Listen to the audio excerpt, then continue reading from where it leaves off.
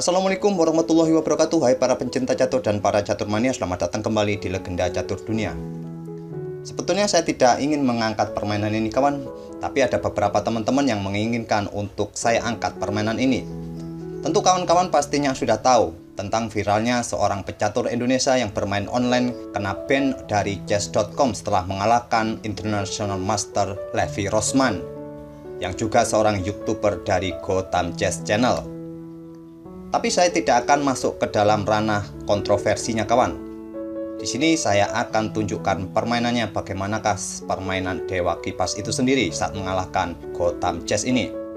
Di video ini kawan, saya tidak menggunakan tampilan seperti biasanya, tapi saya menggunakan tampilan dari chess.com agar ilustrasinya kita dapat di sini. Seperti yang kalian lihat kawan, di sini Dewa Kipas mempunyai rating sebesar 2311. Rating yang cukup besar kawan-kawan. Saya saja tidak sampai pernah mencapai rating di atas 2000. Paling saya pernah mencapai rating di atas 1900 dalam permainan rapid 10 menit. Dan lawannya adalah Gotham Chess Channel, yaitu Levi Rosman yang merupakan International Master asal Amerika Serikat, yaitu berasal dari kota New York. Dan kita langsung saja akan melihat permainannya. Saya tidak akan membahas kontroversinya di sini sampai pemilik akun Dewa Kipas ini viral.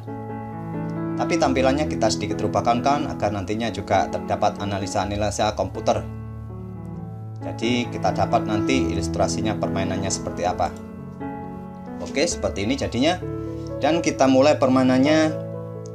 Levi Rosman mengawali permainan dengan pion D4 dan dibalas oleh Dewa Kipas memainkan kuda F6, kuda F3, pion E6, pion G3, pion B6 bermain dengan Queen's Indian Defense. Tapi di sini kita dapati dari engine mengatakan ini adalah permainan Indian game. Tapi kita lanjut saja ke langkah berikutnya. Dari Levi Rosman memainkan gajah G2, gajah B7 lanjut Dewa Kipas, dan putih atau Rosman melakukan rokade pendek. Langsung dibalas oleh Dewa Kipas dengan memainkan pion C5, sebuah langkah yang cukup impresif dari Dewa Kipas. Yang seperti yang kalian lihat bahwa langkah pion C5 ini masih dalam teori pembukaan. Tujuannya jelas kawan-kawan, dengan memainkan pion C5 ini terlebih dahulu untuk menantang pion pusat putih dan agar nantinya pion ini tidak terjebak oleh langkah kuda ke petak C6 ini. Dan Levi Rosman merespon dengan langkah pion C3 untuk memperkuat posisi pion pusatnya. Gajah E7, pion B3, hitam rokade, dan gajah B2 lanjut Levi menviacento gajahnya di petak B2.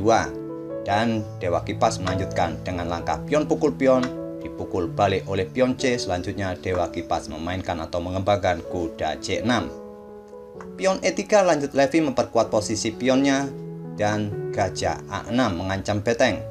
Benteng bergeser ke E1 dan pion D5 untuk menghadang pergerakan pion putih yang mungkin nantinya kemungkinan putih akan mendorong pionnya maju ke depan. Dan ini juga untuk mengontrol petak C4 serta petak E4. Langkah ini direspon oleh Levi dengan gajah ke F1 menantang pertukaran gajah. Dewa Kipas menerima kawan, gajah pukul gajah dipukul balik oleh raja, dan sekarang kuda lompat ke E4. Sebuah spot yang cukup bagus kawan-kawan bagi kuda hitam ini.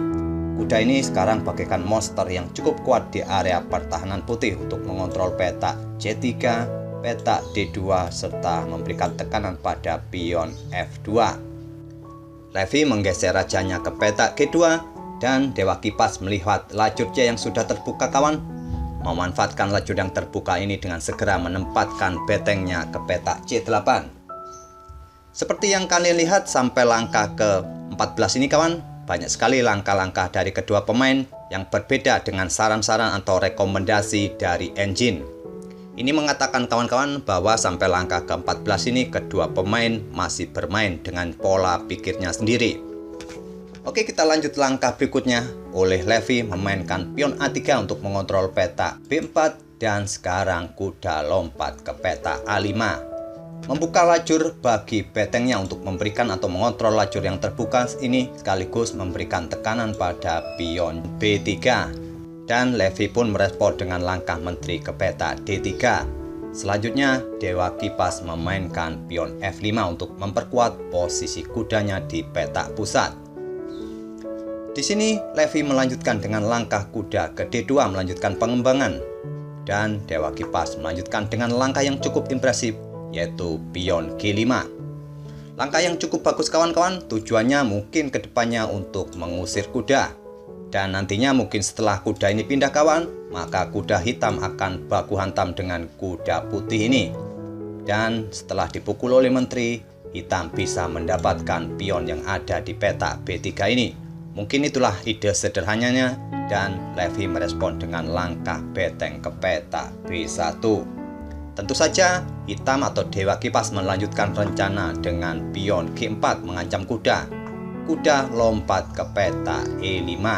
Sama-sama mempunyai kuda monster di peta pusat kawan-kawan. Dan di langkah berikutnya, Dewa Kipas pukul kuda D2. Seperti yang saya sebut tadi, bahwa nantinya menteri akan pukul kuda ini dan hitam mendapatkan pion B3. Dan Levi pun pukul balik kuda hitam. Kuda hitam pukul pion B3 mengancam menteri. Menteri bergeser kembali ke peta D3 mengancam kuda. Kuda lompat kembali ke A5.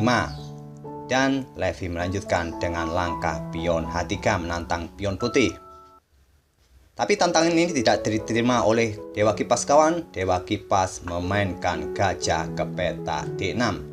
Seperti yang kalian lihat di layar, bahwa langkah gajah ini adalah langkah kesalahan yang dilakukan oleh Dewa Kipas. Jadi dalam permainan ini kawan, Dewa Kipas juga melakukan kesalahan. Saya tidak akan melanjutkan analisa-analisa lanjutan yang ditunjukkan oleh engine di sini kawan. Jadi kita lanjut saja langkah-langkah sampai permainan usai tanpa analisa-analisa yang mendalam seperti biasa yang saya lakukan. Oke, di sini Levi melanjutkan dengan langkah pion pukul pion, langkah yang cukup normal untuk membuka lajur H ini bagi betengnya ke depan, memberikan ancaman di lajur H yang terbuka. Dan Dewa Kipas merespon dengan langkah gajah pukul kuda. Dipukul balik oleh pion D, dan selanjutnya Dewa Kipas pukul pion G4. Sekarang pion G4 ini cukup baik posisinya kawan-kawan untuk mengontrol peta F3. Di sini Levi melanjutkan dengan menggeser betengnya ke H1 menempati lajur yang sudah terbuka dan memberikan ancaman skakmat dengan pukul pion H7. Di backup dengan beteng di C7. Dan selanjutnya Levi memainkan gajah ke peta D4. Kali ini Levi membuat kesalahan atau langkah yang kurang akurat kawan. Seperti yang kalian ketahui atau yang kalian lihat, bahwa engine mengatakan beteng lebih baik bermain di peta H6 ini daripada memainkan gajah di peta D4 ini. Sama-sama pernah melakukan kesalahan di permainan ini. Direspon oleh Dewa Kipas dengan menteri ke peta G5. Dan Levi membalas dengan beteng ke C1. Sebuah langkah defleksi kawan-kawan. Dengan tujuannya apabila beteng ini pukul beteng putih, putih akan melanjutkan menteri pukul pion skakmat. Tapi Dewa Kipas tidak tertarik untuk melayani adu benteng ini. Dia melangkahkan kuda ke peta C4. Sebetulnya yang kalian lihat bahwa langkah kuda ke C4 ini merupakan langkah yang cukup normal untuk membendung lajur C ini agar beteng putih tidak akan pukul beteng hitam. Tapi engine menyarankan hitam memainkan beteng ke peta ini untuk memberikan tekanan pada pion F2 sekaligus. Tapi langkah inilah yang dipilih oleh Dewa Kipas kawan-kawan. Di sini Levi melanjutkan atau merespon dengan langkah menteri ke peta E2. Dan seperti yang kalian lihat bahwa Levi pun membuat kesalahan kembali. Dan seperti yang kalian lihat kawan, parameter di sebelah kiri papan ini menunjukkan bahwa posisi putih sangat tertekan di posisi seperti ini. Dan di sini Dewa Kipas melanjutkan dengan langkah menteri ke peta F5, memberikan tekanan pada lajur F ini. Dan Levi pun meneruskan langkahnya dengan beteng naik ke H6, sebuah langkah yang bagus sesuai rekomendasi dari engine. Dan di sini Dewa Kipas melanjutkan langkah menteri ke peta E4 skak. Raja bergeser ke G1 dan sekarang beteng naik ke peta F5. Levi merespon dengan langkah beteng bergeser ke F6. Sebuah langkah blunder kawan, engine menunjukkan langkah ini adalah langkah blunder besar. Dan inilah yang dimanfaatkan oleh Dewa Kipas, yaitu dengan langkah kuda pukul pion. Tapi respon selanjutnya dari Levi masih membuat kesalahan dengan beteng pukul beteng C7. Levi merespons skak kuda hitam ini dengan memakannya menggunakan menteri. Karena pada posisi seperti ini kawan, percuma saja Raja Putih ini digeser. Nantinya juga Menteri Putih akan tewas. Oleh karena itu, Levi pada posisi seperti ini langsung pukul kuda hitam. Tapi Dewa Kipas tidak terburu-buru untuk pukul Menteri Putih nih kawan. Dia melangkahkan menterinya ke B1 skak, Raja ke G2, dan barulah sekarang pion pukul Menteri skak, Raja ke H3, dan diakhiri oleh Dewa Kipas dengan langkah Menteri ke H1 skak. Di sini Levi Rosman menyerah. Ancamannya cukup jelas kawan-kawan. Di satu langkah berikutnya, Putih akan kena skak mat, yaitu setelah Raja bergeser ke petak G4, Menteri akan ke petak H5 skak mat. Itulah kawan-kawan permainan dari akun Dewa Kipas yang kena ban oleh chess.com setelah mengalahkan Levi Rosman ini.